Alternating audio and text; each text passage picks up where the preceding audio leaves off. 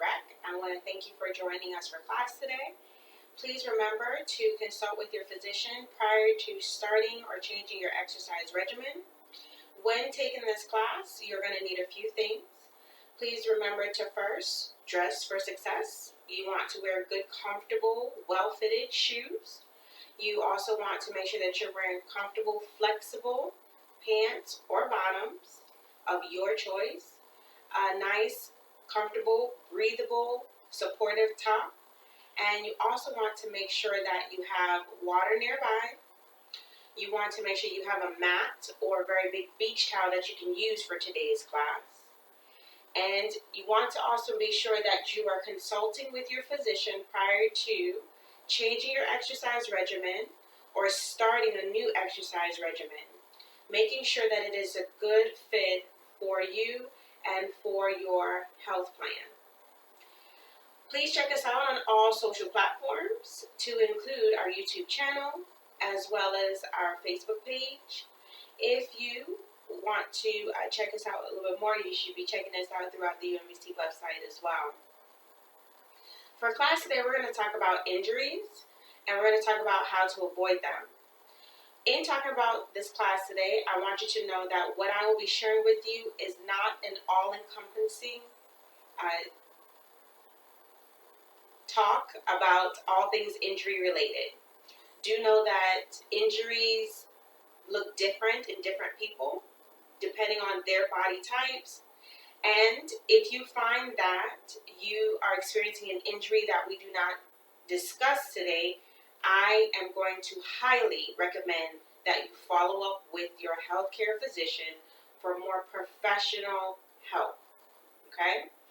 All right. We're going to start off with a little bit of a warm-up. We're not going to do an extensive warm-up that we would do before, because much of what we're going to be doing are things that you can do to recover from an injury, and those items are not as anaerobic or anaerobic. So you can think of today of a strength building class, yes, but it's going to be with your own weight, and it's not going to highly elevate your heart rate like we would with our previous classes. So I want you to come into this class taking lots of deep breaths and just relaxing. The first part of our warm-up we're going to do is we're going to start off with some squats. I want you to start off with a wall squat today. Place your back on the wall, heels against the wall, slide down ever so gently, and make sure that there's nothing slippery underneath your feet. For me, I'm going to just slide my mat out so that my feet can be firm and flat on the actual floor before I come down into my wall squat and hold it. We're going to hold the squat for 30 seconds, and then in holding the squat, we're going to practice our breathing. So we're going to make sure that we inhale, or allowing the belly to raise and be big, and then exhaling, bringing the belly button towards the spine.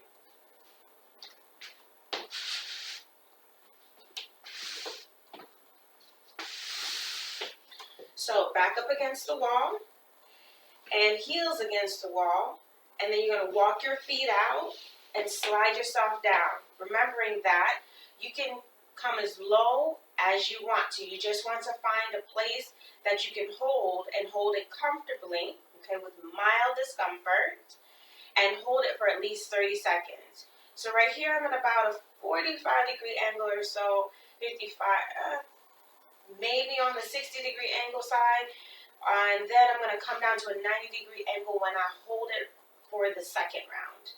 Here we go. In 3, 2, 1, and hold. Relax. Take some breaths. Inhale and exhale. Inhale and exhale.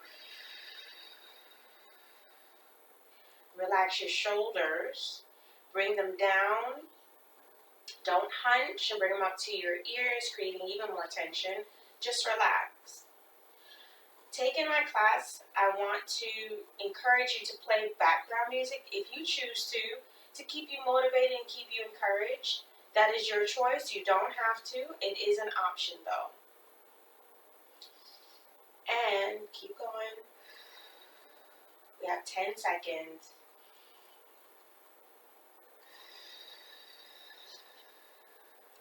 5, 4, 3, 2, 2, 1. Walk it in and come on up. We're going to try this a second time. For the second round, we're going to come down a little bit lower. We're still going to hold it for 30 seconds. We're still going to breathe, but this time we're going to hold our arms out to the side, okay? Both arms, shoulder height.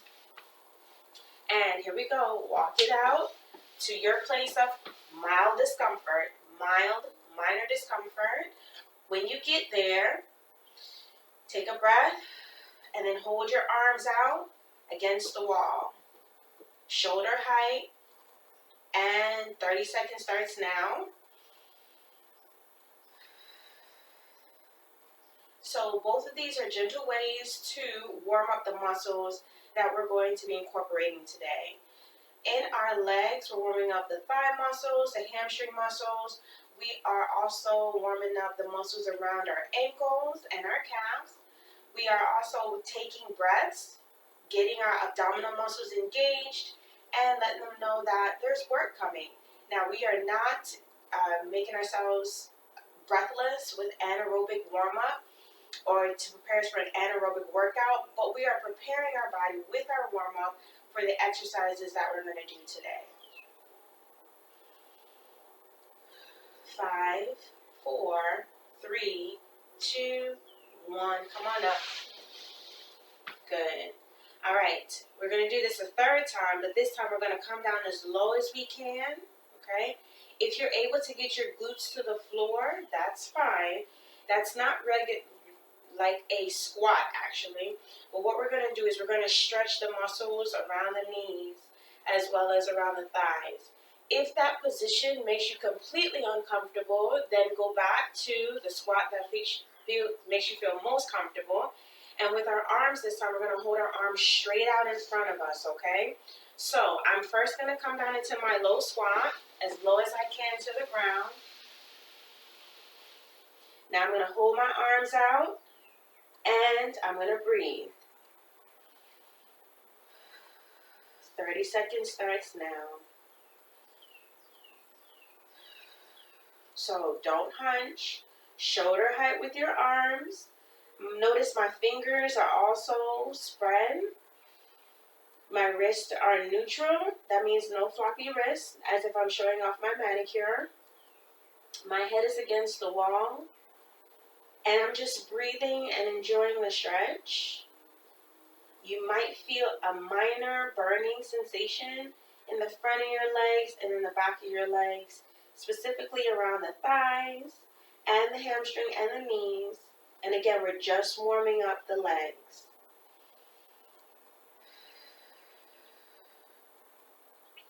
Arms are at shoulder height, also being warmed up. Not pretending, but just holding their own weight. And we have 5, 4, 3, 2, 1. Good. Lower your arms down. If you need to place them on the floor to help you push up, then please do so. And slide on up. Very nice. Okay, now what we're going to do is we are going to lay down on our mat and prepare for the actual workout. We're going to transition into that, and we're going to talk about some injuries along the way. So with the last warm-up squat, when we came down a little bit lower to the ground, or our glutes were almost touching the ground, or maybe they did touch the ground, we might have experienced, some of us, some maybe cracking, popping, clicking, like a tugging on the joints. Typically, people who experience these symptoms or hear these things, they typically hear it around their knees, okay? And oftentimes when they try to do certain exercises, they find that their legs might give way, or they might say that they find their knees locking, okay? And part of this happens because they have lost some of the cartilage around their bones in the knee area, right?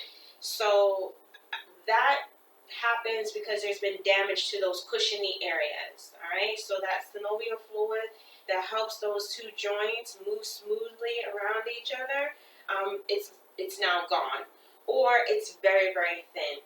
So you might be saying, well, what can I do about it? How can I get it back? Well, there's no way of getting it back, but there is a way of keeping what you already have.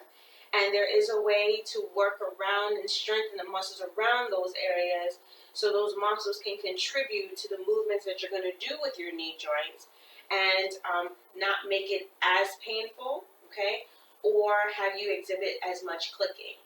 Now, if you feel that what I described is way more severe, then again, consult your healthcare physician and see what options may be available to you. However, there are some exercises that you can do to help you with those joints. So if you roll your mat out or your big beach towel, you can also take your shoes off if you choose to for this. I'm going to introduce to you a couple of things. So one thing to talk about are lunges and squats. Believe it or not, those are still great exercises to do for this part of the area that you may be experiencing this cartilage damage or fracture, because that's what it is. Now, when you do your squats and your lunges, I want you to remember that you should continue to do them as you would if you were doing the regressive version. Meaning when you do your squat, you want to only come down as far as about a 45-degree angle. You can even come down to a 75, 60-degree angle. If you find that you want to do lunges, you can do the same thing. You can start off in a high lunge, okay, both legs, before you decide to build yourself up and progress and come down to a 90-90 lunge. So a 90-90 lunge. Okay? What we did on the wall, and the farther we came down where our knees were in line with our ankles, that would be a 90-degree squat. Now, if you say to yourself, Paula, that's all good and well, I would love to try those, and I do them, but it's still a little bit uncomfortable for me. What else can you offer me? Great. Then what I suggest is you come down to your mat, and some exercises you can do are a lot of straight leg exercises, okay? For example, abductors. So what we're going to try is we're going to lay down on our left side. We're going to have both legs extended. And what I want you to do is line yourself up with the back edge of your towel or your mat. That means shoulder lines up with the back edge, glutes and heels line up with the back edge. And I'm going to adjust some things so you can see me a little bit clearer while I'm down here on the floor.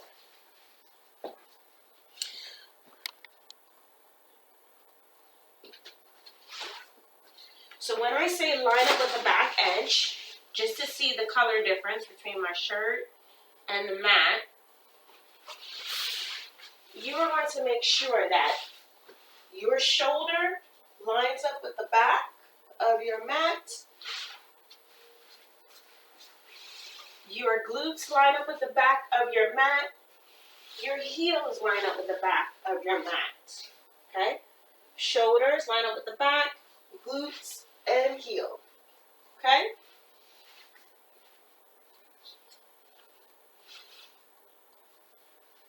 Alright. So everything lines up with the back part of your mat. And once you get lined up with the back part of your mat, now the exercise becomes simple. So I'm going to show you one more time. Head is resting on the meaty part of your shoulder. Shoulder lines up with the back edge of your mat. Nothing falling off. Okay? Arms are extended out in front of you. Now, from the front, once you're lined up with the back edge of your mat, arms out in front of you, or you can have the bottom arm up by your ear and the other arm in front of your chest. Then you're ready to start your abductors. And you're simply lifting the top leg and lowering the leg. Okay? Lifting and lowering. Okay, let's do it together.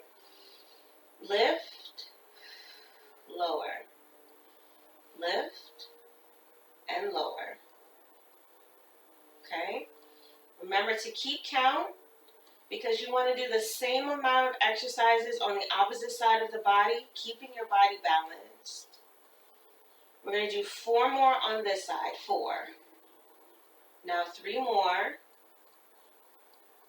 2. And 1 more. Okay, now let's switch to the opposite side of the body. Line yourself up with the back edge of the mat like you just did.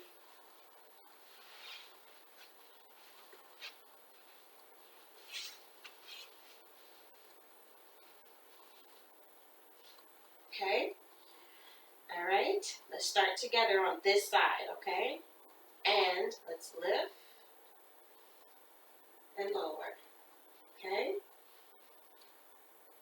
So when you do this abductor exercise, make sure that you're not rolling back and forth. So you're not rolling back and forth as you lift the leg, but you're isolating this exercise to just from your hip down, lifting and lowering. We have 4 more. 3, 2, and 1. Okay. Now, when doing this exercise, you should not have a little bend in one knee and lifting in this way, so it's not a clam exercise. Avoid having floppy feet where your toes are turned down and you're lifting. You want to keep your ankle neutral, okay? So still ankle and knee are in alignment. And you want to make sure that if you choose to flex your foot or flex your ankle so that your toes are pointed, that you keep them that way, okay? You can do that as well. Just don't have a floppy foot where your knees are turned, where your toes are turned down, okay? Because that helps, that rotates the hip inward, and then that's an unnatural movement, okay? All right, also your hand can come in the front of your chest to keep it as a border there, or boundary that you are not rolling forward, but to keep you sitting nice and upright. If you choose to progress in this exercise and you want to do a different movement, you can come up on your elbow, okay? And you can then have your oblique off of the mat and you can do the same exercise. Now try it with me. Lift the top leg and lower. Notice that you're not able to lift it as high as you did when you were laying all the way down on your mat. But you're still doing an exercise that'll help build up the muscles around your knee area so that you are strengthening that area and you can hopefully not experience as many symptoms as you did before from any cartilage damage that you might be having. Let's do 3 more on this side. We'll switch to the other side.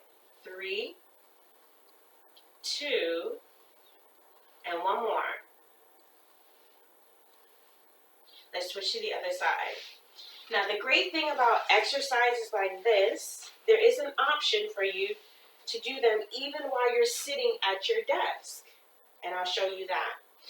When you're laying on your elbow, make sure your elbow is underneath your shoulder. Make sure your wrist is in line with your elbow. Okay?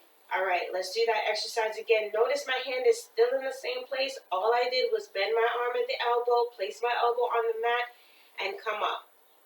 All right, top leg first. Lift straight up. I'm keeping a neutral ankle, okay? Dorsiflex ankle.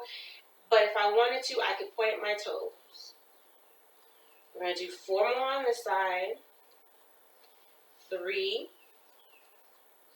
2, and 1. Now, if you're doing these just right, you're going to feel the muscles around your hip joints start to burn a little bit. And that's a good sensation, okay? It's not a terrible burning. It is more like, ooh, I can feel like I'm doing some work, and this feels great, okay? If you wanted to progress from here to a different level of the same exercise, then you can prop up from your elbow to your hand, and then that includes more of the core, okay? That includes core strength. So try it with me. We'll only do a few on each side so you have an understanding. Still lined up with the back edge of my mat. But this time my hand comes underneath my shoulder. And what I'm going to do is I'm going to push up.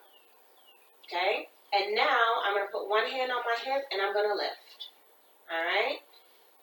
2 more. 1 more. Okay? Then I'm gently going to lower down and I'm going to come to the opposite side of my body.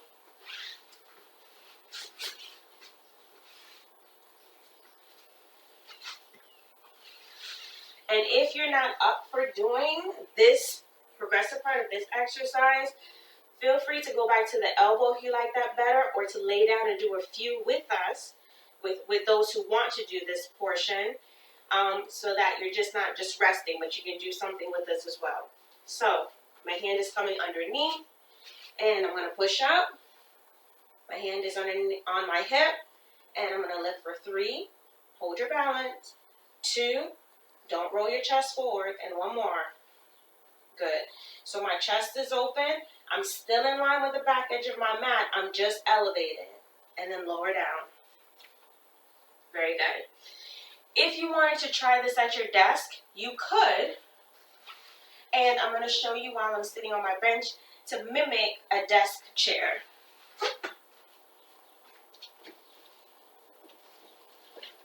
So this is a great exercise to do. You're sitting at your desk. You're sitting up nice and tall and upright. And let's just say that both knees are bent. So first, bring it out to a 90-degree angle with your knees, okay? Giving your body practice of good form is a great way to avoid injury, okay? Don't just jump into something, but set yourself up properly so that you can avoid injury. When you do that and you don't just rush into it, you are preparing your body mentally first, then physically, to do the exercise that you're going to do next. So, here I am sitting at my desk. I have my hands on my bench just for support. You can have your hands typing, and if you have your hands typing, you extend one leg, heel down, lift up. Lower and lift. Okay? It's just a small lift. There is no range in the sense of how high you should lift. You can simply lift as high as your body allows you to lift. Range of motion. That is your individualized range of motion. Let's do 2 more. And let's do 1 more. Okay? So, even while your leg is long, you are not locking the knee. Okay? You should still have a soft knee. If you find that you are double jointed, we'll talk a little bit more about that in injury, in your knee area, meaning like you're bow-legged, or you find like you sit far back onto your heels when you stand, therefore causing a little break in the front of the knee, not an unnatural thing for you because you've done it for so long, then I want you to practice limiting your range of motion in that area. So what I mean by that is, I'm going to show you on the other knee. What happens is sometimes some people have the ability to take their knee from a straight, natural range of motion, and their knee ends up breaking backwards, all right? They sit back in their knee. I've seen it in several folks, right? Sometimes those who are bow-legged, or they just stand up a certain way. With that being said, if you find that you're one of these people and you're having that knee issue, practice keeping your knee in line with your ankle. Okay, so your heel is down, your ankle, okay, is already at a 90-degree angle, and then what you do is you look at your knee and you look at your ankle and you keep them in alignment. Another option is you get a yardstick, place it on the inside of your leg or the outside of your leg, and you want to make sure that when you do that, it's going to mimic my yardstick. When you do that, the yardstick, or a typical stick, makes a straight line, okay, from ankle to knee or ankle to the upper inner thigh. Now, if you find that when you hold that yardstick in place, that the yardstick remains in line, but your knee is beyond that, okay, then your knee is not in alignment with your ankle. All right? Let me see if I can show you that one more time with a little bit more clarity. So I'm going to pretend that this is my yardstick on the outside, and I'm going to try to drop my knee down. Do you see here in the middle where you can see the red band now, whereas before, when it was in alignment, you cannot see it? Then this shows you are in a proper alignment. This shows that you're not in proper alignment, okay? Proper alignment, ankle and knee are together, improper alignment, okay? So when you do that test and you find that you're not in proper alignment, then adjust and bring your knee to a neutral position with your ankle. Keep them in alignment. Practice that. Train the muscle to be where it needs to be, and you might find that you have less pain in that joint area. Now let's go ahead and rebalance the body. Okay, we did a certain number on the right hand side, and we're going to do that same number on the left hand side. Okay, I'm pretending I'm typing at my computer, and I'm going to lift and lower. Soft knee. So my knee is not locked. It's not locked, it's soft. It's not bent either. Good. And when I say it's not locked, it means that it should not feel a tug on the front of your knee as you do this exercise, okay? 3 more, 2, and 1, okay? So the joint is still flexible when it's soft, and the bones are not locking into place, okay, when you're doing that exercise. Joint is still soft. So that's cartilage damage. That's a type of injury that you can get typically around the knees. Talked about some symptoms, and I talked about some treatment for it. Now let's talk about some things like strains, sprains.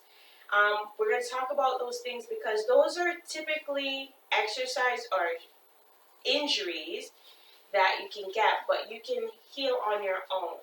So let's talk about the difference first. So the difference between a strain and a sprain is, a strain is like a muscle pull. When you get a muscle pull, it's mainly due to overexertion of that particular muscle. So we've talked about lifting weights, and we talked about building ourselves up so that we can lift a heavier weight at a certain period of time. But we talked about doing that gradually, not rushing into that. So don't go for 5 pounds 1 week, and that was good for you, and then automatically try to do 50 pounds the following week, right? That's a good way to get a strain or a pull. Do so gradually if you choose to. If you started with 5 pounds last week, go to maybe 7 pounds the following week, or 9 pounds the week after that, and 10 and 12, and so forth and so on, okay? And if you're going to try to do more than one type of weight for the same exercise in one workout, try it with a lightweight first, then try it with a weight that gives you a little bit more exertion or causes you to exert a little bit more, and then try it with something that you might think is a little bit impossible, but not way over the top. When you have a strain, you typically have a loss of motion. There's some bruising and there's some reduced strength in the area where you've had the pull. If you've had a sprain is a little bit different because it's acute, all right? Sometimes you hear people talk about they sprain their ankle. It's typically a sudden joint trauma, all right? Sometimes it also happens in an elbow. Some people might say they have a tennis elbow, things like that. It can even happen also like you can have a sprain or a strain in the shoulder area. When you have that, you sometimes have pain, you have localized swelling, some discoloration, loss of motion, loss of use in that joint instability. For both of these, you can do what's called ICE, okay? Not just ice that you get out of your freezer, but it's an acronym. The acronym stands for I is for ice, C is for compress, and E is for elevate. Okay? So here I have a bag of ice. It's a little melted. If I had that strain or that sprain and I just received it, the very first thing I want to do is ice it. So whether that's my shoulder or that's my elbow or wherever it may be, okay, ankle or knee, wherever it may be, ice it. Icing reduces the swelling, and just like if you get a burn and that burn continues to burn through that part of the body where you were burned until you stop the burn with cold water. Same thing for, or something similar, not the same, similar for strains and sprains. You want to ice it, okay, so it hopefully will not get worse, but whatever has happened will hopefully be halted right where, or localized right where it is, okay? Now, the other thing about it is, if you find that it is swelling a lot, you can compress it, okay? So, you can take an ace bandage, and you can wrap the area, you can wrap the area where you're having that strain or that sprain. I recommend that if you don't know how to wrap or use a bandage to wrap that area, that you look it up on social media, and there are great videos and tips of how to wrap, and you might find a way that works best for you, because the way I might show you today, it might not be very comfortable for whatever you might be experiencing. So always look it up for yourself to see which way to wrap a bandage is best for you. And finally, elevate. So if I had an ankle injury, strain or sprain, and I've iced it, or I'm icing it, I can also elevate it at the same time. Okay? So I can ice and elevate, therefore giving it rest, allowing the blood to circulate up and back through my heart to avoid any clotting, and it's allowing whatever white blood cells needed to repair the area, okay? It's not going to happen overnight, and it's not going to feel great right away. But what you want to see is progress. So after day 1, if you find that the swelling is going down, that the compression is helping, that the elevation is helping, the discoloration is fading away, the pain is fading away, okay? Then you can be okay with the fact that you are starting to heal, okay? Please know that when you do this ice regimen, it's not a one-time deal. You don't just do it the first time you get it, and then you say, it'll be okay. You continue to ice it. You ice it initially, and then you go and you try to do some things, or you rest it, and then you ice it again later on in the day. Compress it, elevate it. You can keep the compression on for as long as you feel comfortable. And then you come back later in the day and you do the same process again. It takes a repetitive process to make it work well. So that's an option or a treatment that you can use for strains and sprains. If after a certain number of days, I'll say about 3 days, you notice that it is not getting better, it is not improving, then you need to go and see your healthcare physician and allow them to address it directly and head on, and make sure that there's not something more going on with your body.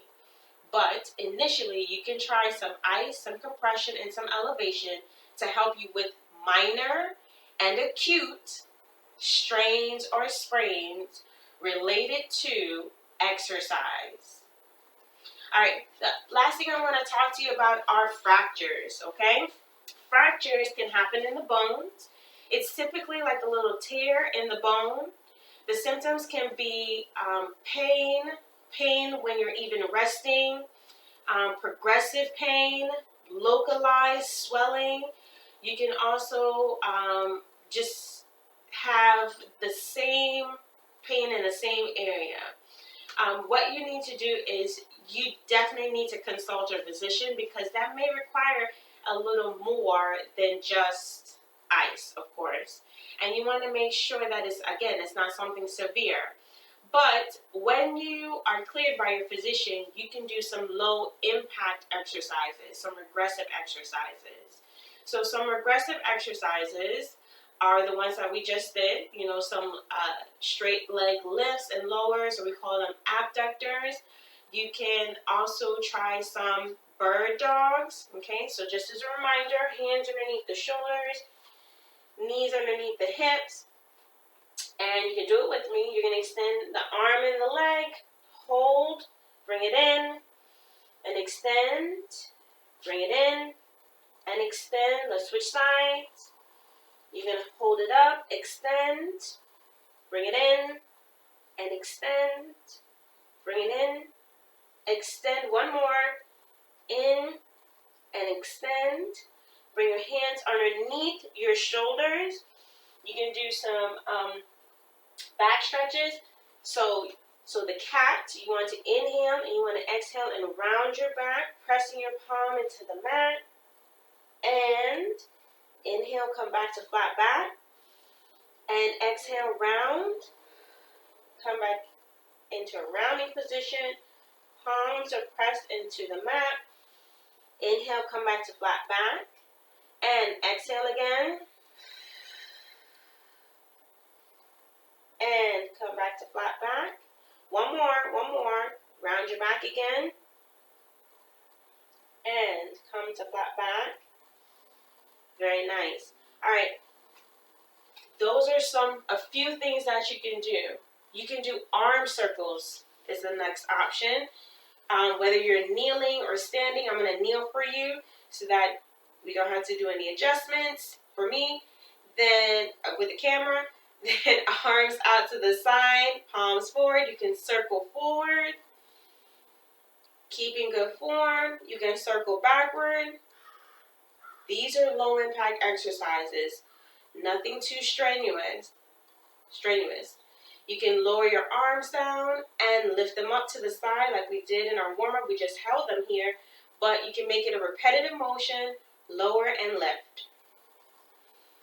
And breathe. Okay? Neutral wrist, shoulder, elbow, wrist to the fingertip are all in alignment. And you're still working muscles. You're still exercising. You're still working with your range of motion, which we'll talk about shortly. And let's bring it to the front and lift up in the front and lower. And lift and lower.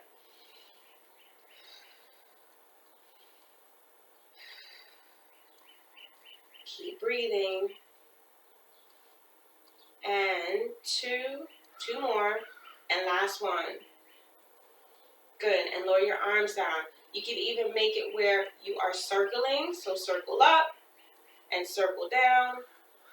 Bring it in front, circle up and circle down as if we're ending, but we're not ending yet. Circle up and circle down, okay? And if you wanted to address the issue from the back, so a low impact arm exercise where you're working the back of the arms. So arms are where the palm are facing towards the back and you're pressing towards the back. Palm open. Palm open. And you're just pressing. Now, I want to talk about range of motion while we're here. Holding it here for a second. When I'm pressing towards the back, my range of motion limits me to this angle for my body. And it's different for everyone. Everyone does not have the same range of motion. However, what you don't want to do is overextend yourself beyond your natural range of motion because that can lead to injury. So an example would be if I wanted to extend my arms way farther than that was comfortable, okay, then I am now in the injury area. I am not putting myself in a position to be injured because this is not, or this height from here without adjusting everything else in my body is not my natural range of motion. And I feel some discomfort in the front of my shoulders and I feel some discomfort in my upper back. And then it changes my form. And when it changes my form, then I can easily tumble over, or I can easily drop a weight, or I can easily come out of the exercise that I'm doing incorrectly and injure myself. So you always want to stay with your range of motion. Notice that when we do bicep curls, I often ask you to make sure that your elbows are up against your shirt, shoulders are down, and you only lift here, bending at the elbow, not lifting your elbows when you do your bicep curl, okay? That's a different exercise if we choose to do it. But when you're holding your weight, you're simply bending at the elbow and lowering down, okay? Bend at the elbow and lower down. And we are keeping those elbows next to the shirt, limiting the range of motion for this particular area, isolating that muscle. When we do so, we are training the muscle to be right where it needs to be, to extend and release for the exercise that we're doing. We're not hunching and tensing other muscles, okay, or drawing them out of their natural position in order to help with that. If we find ourselves doing that, keep going. If we find ourselves doing that, then we need to drop to a lower weight. And this is just an example of range of motion and the fact that you need to remain in a range of motion that is comfortable and natural for your body. Okay? Another example would be when we're doing our tricep extension. So our weight is over our head, our elbows are bent, my palms are going to be together to pretend to form a weight. And do notice that I'm not using any actual weight, but I'm doing the same or similar exercises that I could do if, for example, I'm healing from an injury and I simply want to still work out. So low impact, my palms are together, I'm extending, okay, and bending. Extending the arms and bending. My palms are together. Still doing a tricep extension, but using my own body weight. Still have good form. Still, if I'm standing to do this exercise, my legs are shoulder width apart and my belly button is pulled in. I am breathing while I do this exercise. I am keeping good form. I'm not rounding in the upper back or tucking my chin to my chest, but I'm looking forward. In this kneeling position, my knees are still going to act as though they're my feet, and they're still going to be at least shoulder width apart. And I want to make sure that I am pulling my belly button in, contracting or squeezing my glutes, and breathing through it. When I do tricep extension, I am looking so that my elbows do not come into my peripheral vision, but they stay right by my ears, and that gives me a good sense that I'm doing this exercise correctly. 3 more, 2, and 1 more. Very good, and lower the arms down. Now, if you did that correctly, then, like me, you would feel a nice little burn in the front of the bicep, a nice little burn in the back of the arm or the tricep area. Your shoulders get a little bit tense, a little bit sore, but nothing to the extent where you feel like you did something wrong. You just know that you worked that area. Those are some, again, examples of low-impact, weight-bearing exercises that you can do if you need to do them or want to do them while you're healing from an injury.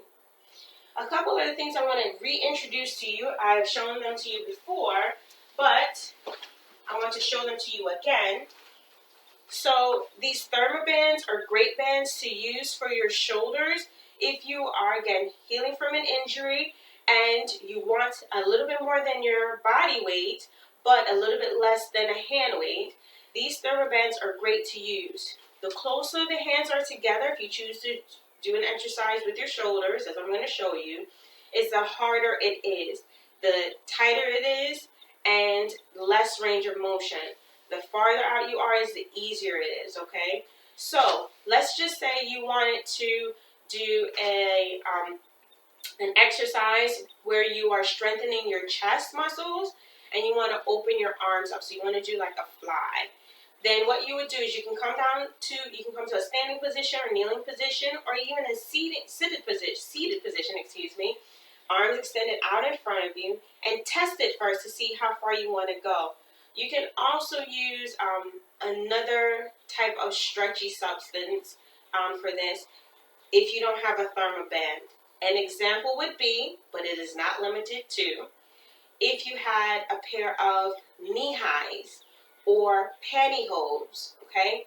Those work just as well. Make sure they're not ones that you want to wear again, but something that you can use. Some stretchy socks, okay?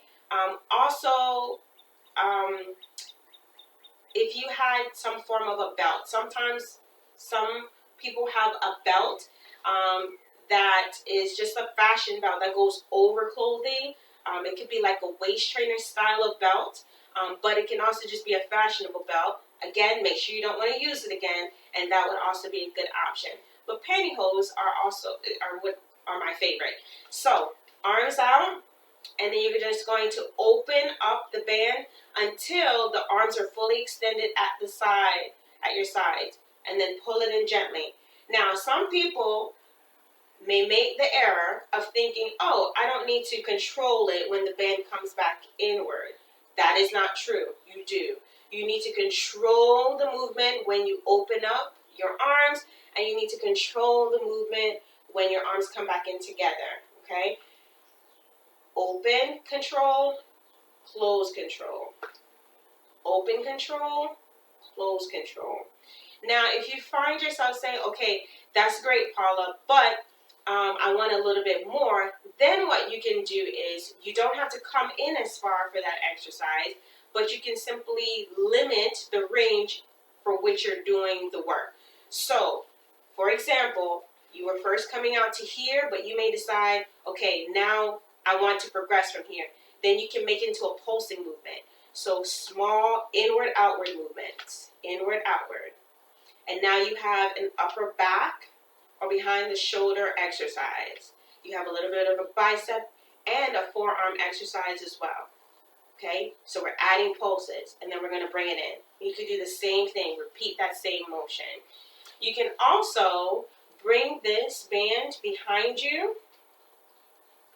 And we've often done this by touching our fingertips together to stretch our arms. But if you hold the band behind you, one at the bottom, one at the top, then you can pull up on the band as a way of doing a single arm tricep extension. Still bending at the elbow. If you wanted to make it more progressive, bring the hands closer together and lift. Okay, or extend. Now, remember, let's switch sides to do the same thing on both sides so that you are good and even. Okay? So one arm at the top, one at the bottom, and you're going to pull. If you wanted to bring the hands closer together for a little bit more progression, then you can. Very good. One more. Okay, and let's put that down. Now, these other bands that I have, these two types of bands are similar. It's just that one has a handle and one does not. So we did some exercises on the mat where we had an abductor and we were strengthening our legs. I'm going to show you those same exercises, standing up.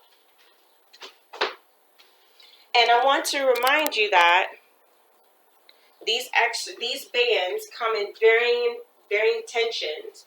So this thinner band is the least tense, more stretchy. This thicker band is more tense, okay? Excuse me, opposite way around. So, less tension, more stretchy. More tension, less stretchy, okay? And then we have the same band, but it doesn't have a handle.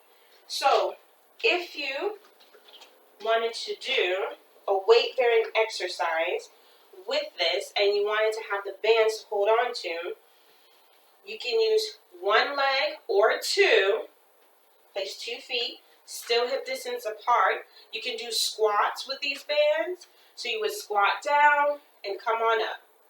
Squat down and come on up, okay? You can also do a pull up, bring the bands above your head, okay?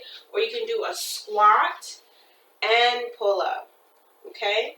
Squat and pull up, bringing your arms to shoulder height. You can cross the bands as well and lift them out in front of you, okay? And do a squat and come on up, okay?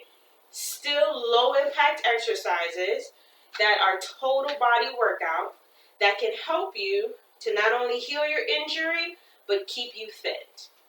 And lastly, I'm going to show you the same thing or something similar with this band that does not have the bands on it, the handles on it. Okay, you would hold it in front, and you can even bring it around your head or at your shoulder and pull up or come on up.